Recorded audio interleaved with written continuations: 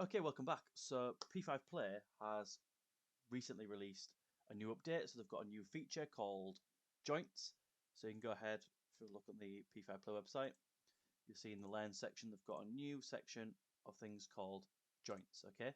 Now what a joint is a way of sticking things together. Now there's, as far as I'm aware, 4 types of joint. There's a glue joint where you stick 2 things together. You've got a distance joint, say he's going to make like a ninja rope or bungee or something like that.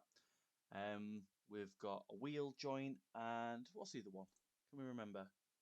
We've got a hinge joint and we've got a slider joint. Okay, so that's what we're going to look at today. We're going to look at the glue joint. Then we'll do another video on doing the distance joint, wheel joint, and so on. Okay, so we're going to make a brand new P5 project. We're going to take from the P5.play website. Going to go ahead and grab that script so we can run things and get rid of all the rubbish that comes default because we don't need any of that.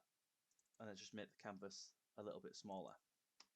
Okay, now I've done that, let's make some variables.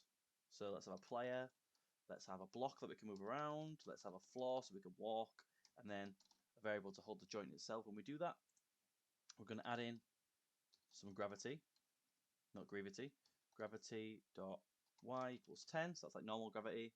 And then let's make a floor, so floor equals a new sprite. We're going to make that. Now, one thing on my previous videos that I haven't done correctly, which I'll admit, is I've been using sprites like I would use a rectangle in P5 where you draw things from the top left corner, but sprites draw from the center. So we don't want to draw it at 0 and then sort of draw it from the left. We need to draw it from the middle.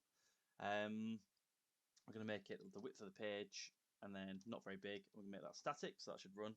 We should have a nice little block at the bottom. There we go. I'll just make the background black so it's a bit clearer where the canvas ends. We're going to make a new sprite. So player equals a new sprite, like that. And then we'll make another one. A block is a new sprite, but we'll make this in a slightly different location just so you can tell the difference. So we'll do it a quarter of the width. So sprite width divided by 4. We'll let it drop from the top, make it 20 by 20, and then we'll put in the dynamic collider. We'll spell width correctly as well. That's always a good thing to do. And then you see we've got these bits. Okay. We'll just clear that, and I'm just gonna make a function called movement. Probably controls is probably a better name for that, really. But function movement. We're gonna add in some basic movement bits so we can move around. So we'll do if keyboard.pressing A. Oh, that's D. Well, we are gonna do D, but we'll do A first. We're gonna do player.vel.x equals -2. Else if keyboard.pressing D, player.vel.x equals 2. Otherwise, or else, player.vel.x equals 0, so we don't start floating around the screen. And then, yeah, movement's probably a bad name for this, but we're also going to stick in another else in there. Another if statement in here. So we're going to say if mouse dot presses. If I press the mouse, obviously, and if player is touching that block like that. Now, this isn't the best way of doing it necessarily, but it works. Then we're going to make that joint is going to be a new glue joint between that player and the block.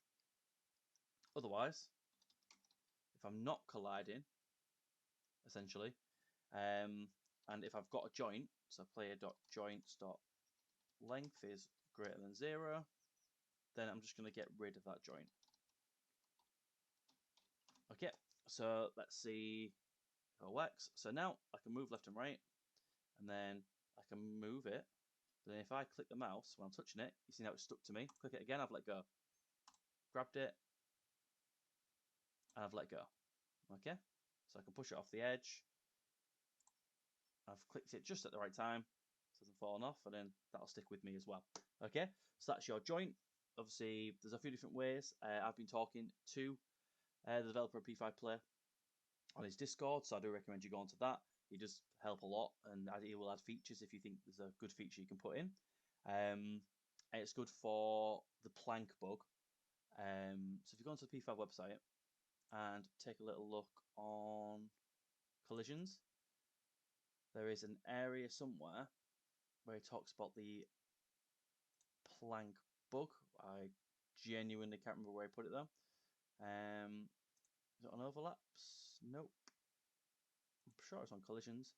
But essentially, if you see here, it sort of flashes a little bit. There's an error where you can't quite, if you're like staying colliding all the time, sometimes it just doesn't work properly. So what he's recommended, and what I'll start applying in some of my games, is to use a second sprite to sort of sense the floor. You can check your overlaps or collisions or whatever, and you glue joint that to your sprite. That seems to be a way of stopping things sticking to walls and jumping not quite working if you're touching the floor and things like that. But we'll find that, and I'll link where that plank bug is if I can ever find it. There it is, the gliding bug. Actually, I found it. So you see there, even if it's got a moving platform, it's not quite sure if it's colliding or not. So you need to really stick on something that detects it for you. But we'll look at that into a later video. Hopefully that was nice and quick. Please like and subscribe. As I said, we're trying to grow the channel.